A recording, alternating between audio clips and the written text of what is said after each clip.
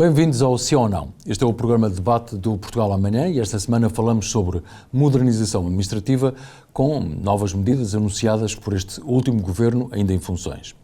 A pergunta que fazemos é: Portugal está preparado para a digitalização e modernização dos serviços administrativos ou deveria até andar mais rápido? Comigo tenho João Dias, presidente da Agência para a Modernização Administrativa, a AMA, e Jorge Batista Silva, bastonário da Ordem dos Notários. Muito obrigado a ambos pela vossa agenda e pela vossa disponibilidade para estar aqui. Já sabem que têm cerca de um minuto e meio para a defesa da vossa tese, depois obviamente partimos para o debate e João, podemos tratar pelos nomes próprios, se não se importarem, muito bem. João, para já, muito obrigado, porque no momento em que estamos a gravar este debate, portanto, é verdade que irá para o ar na sexta-feira 22, mas portanto hoje é sexta-feira dia 15 e houve um evento esta manhã em que foram anunciadas, portanto, uma série de medidas, mas depois já lá vamos, mas é só para pegar então qual é a sua visão então deste tema com base nesta pergunta. Muito bem, antes de mais, muito obrigado, cumprimentar o Luís, o Jorge, é um gosto estar aqui. Ou seja, no dia 15 de março acabámos de aprovar aquilo que é o modelo do atendimento do futuro. No fundo é um novo paradigma de prestar serviços de cidadania ao cidadão e na pessoa do cidadão está naturalmente também a empresa, porque a empresa é feita por pessoas e por órgãos sociais. Dito isto, o que está aqui em causa é uma verdadeira mudança na forma como o Estado está organizado. Ou seja, quando a administração pública foi criada, um pouco por todo o mundo, foi numa lógica muito verticalizada, não é? A lógica dos silos, muito vertical. Há 25 anos atrás, e faz hoje, este ano, 25 anos, que lançámos em Portugal, de forma pioneira, a primeira loja do cidadão, deu-se um passo de gigante no sentido em que os serviços, uma vez desconectados, espalhados pelo país ou pelas cidades, se colocalizaram todos no mesmo sítio, trazendo toda uma conveniência para o cidadão que, indo a um só sítio, não é, uma espécie de centro comercial de serviços públicos, conseguia tratar de forma mais conveniente de um conjunto de áreas e de serviços que necessitaria. O que nós agora estamos a fazer com este modelo do atendimento do futuro é dar um passo mais em frente, no sentido em que agora o que muda é que nós não queremos só que os serviços estejam colocalizados. Nós queremos é que haja uma verdadeira integração dos serviços. Porque, na verdade, o cidadão, quando necessita de algo do Estado ou na sua relação com o Estado, não tem que saber, digamos assim, a orgânica complexa da administração pública e dezenas de entidades. No fundo, nós temos Estado que nos organizar, temos que integrar os nossos serviços para depois servir o serviço, passa a expressão, ou o evento de vida que o cidadão necessita. E por isso há todo um trabalho de back-office, de integrar sistemas, integrar dados, naturalmente respeitando todas as normas, integrar processos, para que depois o cidadão, num único sítio, num único balcão, que é um balcão generalista do cidadão, possa ter o serviço que precisa e não ter que ir a 1, 2, 3, 4 serviços. É esta a mudança de paradigma que vamos operar e que depois poderei detalhar mais em detalhe. Já vamos saber. Jorge Batista Silva, qual é a sua visão acerca o ritmo das coisas relativamente à modernização administrativa? Cumprimento também o meu colega de debate, agradeço imenso o convite. Os notários sempre tiveram uma visão de longo prazo relativamente aos problemas. E a nossa visão sempre foi centrada, acima de tudo, no cidadão. Portanto, nós sempre apoiamos todos os processos de modernização administrativa e de digitalização dos próprios procedimentos e tudo aquilo que retira a burocracia do cidadão e que até transfira sempre possível, se a transferi-la para algum lado, há de ser para quem presta aos serviços públicos e esses é que devem ficar responsáveis por resolver problemas. A nossa preocupação, e uma preocupação que eu manifesto constantemente, tem a ver com uma questão, principalmente no âmbito das reformas que vão sendo feitas ao longo dos anos, a questão da iliteracia principalmente digital. Nós, quando fazemos reformas, por mais bondosas que elas sejam e por mais bondosos que sejam os seus objetivos, temos que pensar nas pessoas e naquelas pessoas, principalmente, que ficam completamente afastadas daquilo que é o processo de decisão e o processo de conhecimento até à chegada ao processo de decisão. E esse afastamento está-se a tornar cada vez mais notório do ponto de vista daquilo que é o atendimento público. Nota-se isso com a iliteracia, se antigamente estava muito relacionada com o analfabetismo. Hoje em dia a iliteracia está muito mais relacionada com a exclusão, o chamado excluído digital ou infodigital. O que se passa é que os grandes excluídos do digital e do atendimento estão localizados não no interior do país, nem nas zonas periféricas, mas nos grandes centros urbanos. São imigrantes que chegam ao nosso país, são cidadãos nacionais que de alguma forma não conseguiram desenvolver competências necessárias para lidar com este novo mundo digital e, por vezes, os processos, que para nós são extremamente simples e que saudamos todos os dias, termos a possibilidade de hoje em dia nos relacionarmos com quase a administração pública toda de uma forma digital, usando os meios que temos, é uma coisa extraordinária, mas para muitos torna-se verdadeiramente um inferno a partir do momento em que eles ficarem excluídos do atendimento presencial. O atendimento presencial para nós, que temos uma rede disseminada por todo o país e que, portanto, lidamos todos os dias com os problemas dos cidadãos, é fundamental para todos, independentemente da sua idade, porque é verdadeiramente a única forma que nós temos de acautelar aqueles que ficam excluídos. E, portanto, eu continuo a defender que as reformas e esta medida extraordinária de nós conseguirmos fazer algo que a Ordem já defende há bastantes anos, que é garantir uma interoperabilidade dos vários serviços públicos para chegarmos ao objetivo final, que é do cidadão poder tratar o Estado como se fosse uma entidade única e não como uma espécie de hidra de mil cabeças que não sabemos muito bem com qual que devemos nos dirigir e, portanto, saudamos como muito positivo isso, mas temos que continuar a olhar para aqueles que são os excluídos destes processos de reforma. E, portanto, a minha posição acaba por ser ambivalente no âmbito da execução da própria reforma. Muito bem, mas João Dias, até para dar a oportunidade também para explicar melhor, mas o que é que muda verdadeiramente? Eu enquanto cidadão, que agora acabo de saber que o Estado está a simplificar a minha vida, 2 ou 3 medidas ou alguns exemplos do que é que pode mudar? Sim, casos práticos, não é? Hoje em dia, por exemplo, se o Luís for a uma loja do cidadão, o que encontra, na verdade, é um centro comercial com várias lojas e em que as várias lojas são as entidades. Exatamente. E quando chega tem que tirar uma senha para a entidade A, B, C ou D. Exatamente. Certo?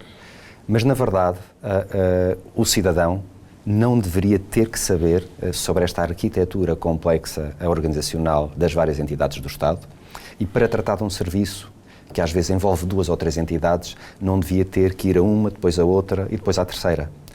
E por isso o que falta fazer, porque é difícil, já houve um caminho que se começou, mas o que a gente agora quer é tornar esse o paradigma, o modelo, é que quando o Luís, por exemplo, chega a uma loja, o que vai estar lá à sua disposição é escolher o serviço que quer tratar.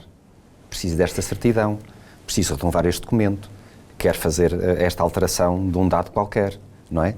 E no fundo, toda a lógica do modelo e da organização da forma como o serviço é prestado está para o cidadão, tem o cidadão no centro. Tudo foi desenhado do ponto de vista do cidadão e o cidadão escolhe, eu quero fazer este serviço e supostamente vai para um balcão, que é um balcão generalista, um balcão do cidadão, já não da entidade A, B, C ou D.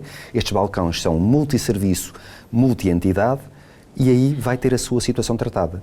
Naturalmente que continuará a haver questões temáticas pela sua complexidade que nós ou não conseguimos digitalizar ou têm um grau de complexidade tal que exigem uma segunda linha.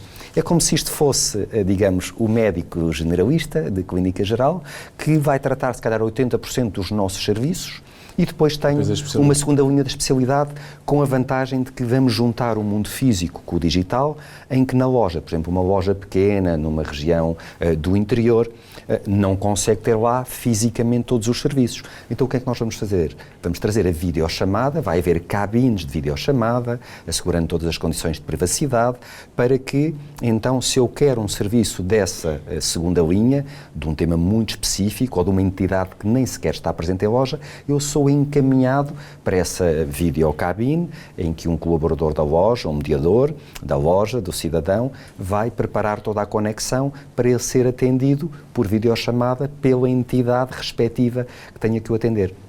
Mas, no fundo, o que nós mudamos a lógica é de ter um serviço público que está organizado a partir das várias entidades públicas e o cidadão é que tem que andar aqui a saltar entre entidades, é ao contrário. O cidadão está no centro, as entidades organizam-se para prestar em conjunto o serviço que o cidadão necessita. É uma mudança de paradigma radical. Claro, mas os funcionários representantes dessas várias entidades já estarão preparados, ou vão estar preparados, neste momento já estão preparados? Pronto, ou seja, então, no fundo, na loja e no atendimento presencial, e já agora só dar uma nota, respondendo a um ponto que o Jorge levantou, que é de toda a relevância, e abro agora só aqui uma caixa para dar esta nota, que é a nossa política e a nossa prioridade é o que se chama Digital First. Nós queremos tornar os canais digitais um portal novo de serviços que vai substituir o e-Portugal muito intuitivo, uma nova app de cidadão, que eu já posso falar dela, que vai ser muito fácil de usar e personalizada para cada cidadão. Isto vai ser, digamos, a principal, digamos, uma das apostas para que todas as pessoas que tenham a conectividade, a literacia, um equipamento, o possam fazer. Pronto. E tirando pessoas das lojas ou do contact center que não querem ir lá, não necessitam de ir lá. Pronto. Dito isto, vamos continuar a apostar no atendimento presencial. Vamos continuar a abrir lojas. Estamos a lançar um aviso para 10 lojas desta nova geração e, no fundo, nós hoje em dia temos 71 lojas, no final do PRR teremos 95. Nós hoje em dia temos 872 espaços cidadão, que são balcões mais pequeninos, vamos ter perto de 1150. Isto para dizer o quê? Que nós vamos continuar a apostar no atendimento presencial porque ele é muito importante. E para além disso, estamos a trabalhar com inteligência artificial para ter uma espécie de um avatar, que é um assistente dos atendedores e dos mediadores das lojas, para lhes dar todo o apoio quando eles tenham alguma dúvida. Por isso, este modelo é mais exigente do ponto de vista da formação e é uma peça fundamental que nós estamos a contemplar, sem dúvida. É verdade que se avançou muito nos últimos anos, mas, pergunto eu, que está mais no terreno, mas mesmo assim ainda há muitas dificuldades. Quais é que são as principais dificuldades que identifica? As dificuldades, acima de tudo, do ponto de vista do cidadão, a maior dificuldade que tem quando lida com a administração pública, a primeira dificuldade acaba por nem ser tecnológica, tem a ver com a capacidade de perceber a administração pública. Uma questão de linguagem.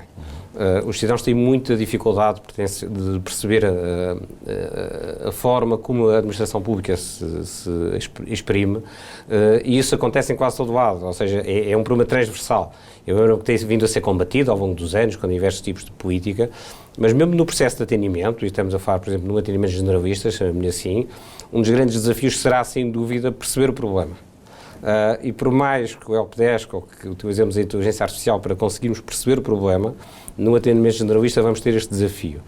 O segundo é a questão do relacionamento por via digital, que todos nós já conhecemos, mas que será ultrapassado com certeza por via tecnológica, abandonando o modelo da autenticação com certificados digitais e eleitor e indo para modelos mais baseados em biometria, porque a maior parte do cidadão comum não consegue fazer o processo, e isto está mais demonstrado, quer dizer, a chave móvel digital já foi um grande avanço, apesar de ainda termos de dar um passo em frente para os desbloqueios da própria chave com base mais centrada na biometria, que é verdadeiramente aquilo que as pessoas mantêm e perdura, e portanto que não tem que decorar e que está mais demonstrado que é a melhor solução, desde logo dos projetos, por exemplo, da banca, aberturas de conta à distância e todo tipo de operações é muito baseado em biometria e, portanto, é fundamental nós criarmos, por um lado, plataformas digitais que sejam user-friendly e, portanto, que as pessoas percebam na vária forma do atendimento, até porque mesmo a criação e de alguma forma os cartórios,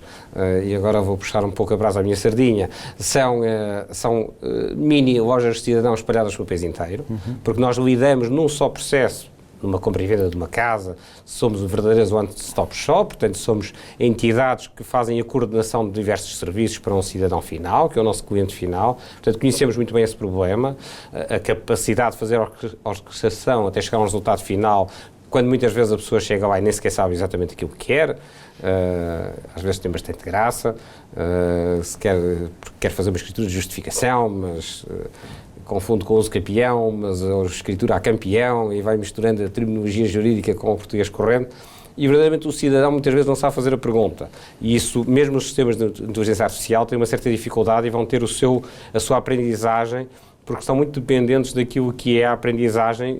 Nenhum sistema artificial, por mais que consulte base de dados, consegue chegar a soluções que sejam satisfatórias. A administração pública portuguesa, em diversos setores, está bastante envelhecida.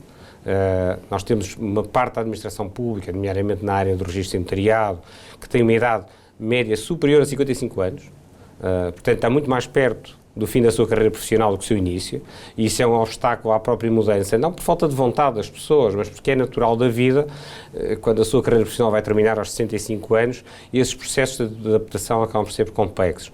E para além da questão dos recursos humanos, temos a própria questão como isto vai se disseminar do ponto de vista da manutenção do projeto. E o que é que acontece? Rapidamente esses projetos começam-se a tornar mais um problema do que uma solução por falta de investimento continuado. Mas esse é um tema que eu gostaria de abordar, porque o João Dias, obviamente, enquanto Presidente da Agência do Estado, para a administração administrativa, independentemente das mudanças de governos, portanto é o Estado, mas este tema do investimento, é necessário haver um reforço do investimento. O João referiu a questão do PRR, mas não se espera que próximos governos venham a desinvestir nesta área, digo eu.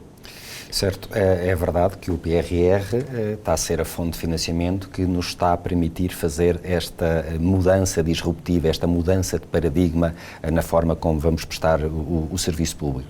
E a verdade é que o PRR não só vai financiar todo aquele acréscimo de espaços físicos que eu falei, de lojas do cidadão e de espaços do cidadão, mas também, ou seja, nós vamos ter alguns conceitos novos, que é, vamos ter carrinhas elétricas móveis, que são lojas móveis, que em parceria com as CIMs vão andar a correr, digamos, as zonas mais remotas do território, com aquele balcão integrado, que já presta os serviços, digamos, numa lógica de eventos de vida para o cidadão, e que, no fundo, mudamos aqui um bocadinho a lógica. É o Estado e a administração que vai ao encontro do cidadão. Para além disso, também vamos ter lojas pop-up. Imaginem que há um pico de procura, ou numa região do país porque aconteceu alguma coisa, ou porque há, digamos, um evento qualquer de renovação massiva de algum documento, nós podemos criar lojas de forma modular para responder a esses picos de procura. Por isso, o PRR vai financiar tudo isto, mas também é o PRR que vai financiar o novo portal único de serviços públicos. Eu tenho um sítio, um portal onde eu vou, onde eu me posso autenticar e tenho toda a minha informação e toda a minha relação com o Estado, ou na Futura App do Cidadão, que vai ser uma app extraordinária, do melhor que se faz a nível mundial, e que vai precisamente ter isto, no sentido em que, por exemplo, na Futura App, se eu tenho que renovar um documento, eu vou receber um push-up notification, e queres renovar este documento? Sim. Queres renovar a tua carta de condução? Eu digo sim, e portanto autorizo no meu estudo de consentimentos que alguns dados sejam usados. Como o Jorge falou, o tema da interoperabilidade é crítico, os dados circulam entre várias entidades para interoperabilidade e o cidadão tem de forma quase automática o novo documento digital no momento. E por isso tudo isto é um manancial de investimentos para tornar toda esta mudança de paradigma e este salto para o futuro possível. Dito isto, estou de acordo, Sérgio Luís diz. Peço desculpa, mas só pegando aqui em alguns exemplos, quem nos está a ver também perguntará isso. Por exemplo, vou dar 2 ou 3 exemplos, não quero ser desmancha prazeres, mas pegar também em alguns casos, por exemplo, o registro de saúde único eletrónico. A ideia que tenho, posso estar errada, que não é ainda partilhado entre várias unidades de saúde, hospitais, centros de saúde, e portanto o processo é redundante. E 2 em 1 na pergunta, mas também muitas vezes na partilha de dados, posso estar enganado, será que as coisas funcionam de forma perfeita entre a Segurança Social e por exemplo, o Ministério das Finanças? Se calhar certo. É preciso melhorar ainda questões concretas que dizem muito... Luís, sem dúvida, ou seja, ao dia de hoje, isto que nós estamos a falar, este processo não começou agora, já vem de trás. O que nós queremos é tornar o novo paradigma e generalizar para que isto seja a nova forma de funcionamento do Estado na relação com o cidadão. Alguns destes processos já vêm em curso, mas, na verdade, isto vai ser um processo, de alguma forma, gradual. Isto é uma ultramaratona. Algumas dessas integrações ainda não funcionam. Essas ligações ainda não estão feitas, algumas delas, que é absolutamente crítico. Nós temos algumas soluções que, na verdade, foram extremamente pioneiras, mas já têm alguns anos. E hoje em dia há outras formas de desenhar o digital, de se tornar mais intuitivo, mais acessível, mais fácil de usar. E por isso é que nós vamos redesenhar, fazer de novo e redesenhar um novo portal, uma nova app. Todos os instrumentos que falou e bem, de identidade digital, como a chave móvel digital, a autenticação, as assinaturas, todos esses processos vão ser desenhados no âmbito da nova app para que sejam muito mais intuitivos, cada vez mais com recurso à biometria. Eu estou totalmente de acordo com o que diz. Deixa de haver o leitor que se liga ao Ou seja, ao o novo computador? cartão de cidadão, que foi também um dos projetos que lançámos no dia 15, permite, para além dessa opção de ter um device, um leitor e pôr fisicamente lá dentro, permite um uso contactless, que é muito mais fácil e que dispensa o cartão. Para além disso, a autenticação digital pela chave móvel digital e no âmbito da nova app, cada vez mais com recurso à biometria, tornará esse processo ainda mais fácil, em que eu nem preciso do cartão e toda a utilização com menos códigos, com menos SMS, com recurso à biometria. Por isso, eu não vou dizer que estamos, como se costuma dizer, no País das Maravilhas ao dia de hoje. O que eu gostava de deixar aqui claro é que temos uma consciência muito clara e honesta das dificuldades que existem ainda hoje, mas também temos uma visão extremamente ambiciosa e clara para onde queremos ir, e temos já um conjunto de projetos e estamos a trabalhar, não é só uma ideia que está num PowerPoint. Em todas estas áreas nós estamos a trabalhar, a executar. E voltando ao ponto, é muito importante que agora, com este boom, digamos assim, e que a gente vá para o estado da arte, da tecnologia, e acredito que vamos dar agora em 25, 26, os cidadãos e as pessoas e os clientes dos notários vão notar claramente que os serviços vão melhorar consideravelmente, mas lá está, isto o digital requer uma evolução e uma manutenção constante, e por isso temos que arranjar formas e financiamento de garantir que a partir de 26 deixamos tudo como está, porque no dia em que nós fizermos isso e não continuarmos a manter e evoluir as soluções, começa a obsolescência tecnológica e vamos perdendo, digamos, funcionalidades e esta liderança que acho que vai ser pioneira também a nível internacional. Jorge, o tempo voa, mas acabámos de ouvir o João, enfim, explicar naturalmente muito bem tudo aquilo que está a ser pensado e que nós desejamos que aconteça no futuro, mas começou o debate com algum ceticismo. Mantém ainda algum ceticismo relativamente a alguma lentidão ou alguns entraves que há na máquina do Estado relativamente a estes temas de modernização? O que é que receia ou o que é que espera que seja acelerado? O meu ceticismo reside quase sempre no mesmo ponto, que é a incapacidade do Estado, que o Estado por vezes tem, e falo também do Estado e das demais organizações da administração pública, de conseguirem ter aquilo que se chama e volto-me a repetir, uma visão de médio e longo prazo. O grande problema é que quando acabam os ciclos de investimento, e já assistimos isto várias vezes, ao primeiro Simplex, ao segundo, e agora este movimento do PRR, é que por vezes nós fazemos grandes avanços e depois de repente paramos completamente. E tudo isto implica um investimento brutal. Eu posso ser Ordem dos Notários neste momento, desde 1 de junho de 2022, que tem uma plataforma digital onde, por exemplo, estão todas as escrituras públicas a nível nacional e os dados de todos os outorgantes. Portanto, nós atendemos cerca de 2 milhões de pessoas por ano e digamos que em meia dúzia de anos teremos praticamente a população portuguesa toda mapeada dentro do nosso sistema. O grande problema é se nós daqui a 3 anos não mantivermos o nível de investimento, porque o próprio sistema depois acaba por não ser autofinanciável, porque muitas vezes isso não é previsto nos projetos de desenvolvimento. O financiamento, infelizmente, acaba por ser descuidado e é um ponto fundamental. É fundamental, isto já aconteceu com Portugal várias vezes, nós já lideramos várias vezes o digital a nível mundial do ponto de vista da prestação de serviços públicos e, infelizmente, o que notamos é que a partir de certa altura esse investimento termina. E o que é que acontece aos cidadãos? Os cidadãos que montaram as suas próprias vidas em função destes modelos começam a ter uma série de problemas. E, portanto, a Ordem dos Notários o que deseja é que, efetivamente, o Estado continue este processo de investimento. Aliás, estava há pouco a falar da questão da gestão dos consentimentos. Eu lembro que há 2 anos, ou há 3, na Comissão Simplex, propus a criação da plataforma de consentimentos da administração pública. Estamos a criá-la, Jorge. E, felizmente, porque é uma coisa que muda completamente a vida das pessoas. As pessoas não têm noção do impacto brutal que isso terá das suas vidas. É tão importante para a pessoa, quando vai abrir uma conta bancária, neste momento. Se precisar de um documento qualquer da Segurança Social, ou de um cartório, ou no seu crédito à habitação, ou o que seja, é tão importante poder dar um consentimento ao seu banco para ir buscar aqueles dados, como quando está a tratar de uma renovação no cartão de cidadão, ou quando está num serviço de finanças ou numa Câmara a tratar de um projeto da sua casa. Este tipo de consentimentos, e tem que ser geridos pelo Estado, como um terceiro de confiança, em que nós temos que acreditar para dar este tipo de consentimentos e para nós podemos dizer à entidade X, eu liberto o consultor daqueles dados. E acabam-se as certidões, os custos de contexto, as dificuldades que as pessoas têm no interior, mas também os nossos imigrantes que estão no estrangeiro, que sofrem com isto todos os dias. Por vezes falamos pouco deles. E muitos deles afastam-se do nosso país porque não conseguem gerir a sua vida que têm cá, as suas casas, os seus negócios, os seus investimentos, porque nós afastamos, porque é difícil. É difícil. Quando nós criamos o nosso Arquivo Nacional de Escrituras, por exemplo, a primeira vez que eu disse a um imigrante preciso da minha escritura para o notário francês, porque faleceu aqui alguém, e eu preciso fazer aqui a partilha em França, e hoje em dia com o regulamento sucessório a partilha, aplicando-se, mesmo que se aplique a lei portuguesa, pode ser feita pelo notário francês.